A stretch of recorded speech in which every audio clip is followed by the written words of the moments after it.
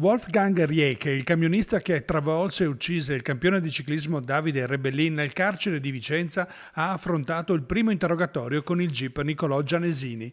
Il suo legale Andrea Nardin attesta le parole di scuse per il comportamento tenuto dal camionista tedesco, fuggito senza prestare soccorso. Il signor Rieke si è scusato 1000 volte davanti al giudice per quanto è avvenuto nel 30 novembre per l'incidente che appunto che l'ho visto coinvolto. Si è scusato nei confronti di tutte le persone coinvolte e naturalmente in primo luogo con i familiari della vittima. Un lungo interrogatorio concluso in mattinata. Il 62enne in carcere da venerdì è accusato di omicidio stradale e omissione di soccorso. L'interrogatorio è durato circa 2 ore e naturalmente ha esposto la sua versione, c'era la presenza del traduttore e quindi si è protratto anche per questo motivo. È stato comunque un interrogatorio esaustivo e di quanto è successo.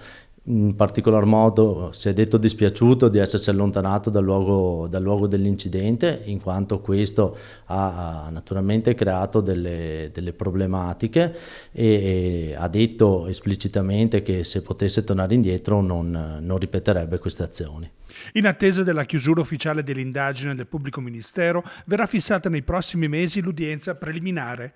La difesa nel frattempo ha chiesto la modifica della misura cautelare in carcere con gli arresti domiciliari o l'utilizzo del braccialetto elettronico. Fondamentale è l'emissione nelle scorse settimane del mandato di arresto europeo. Lui si è sempre detto pronto a venire in Italia.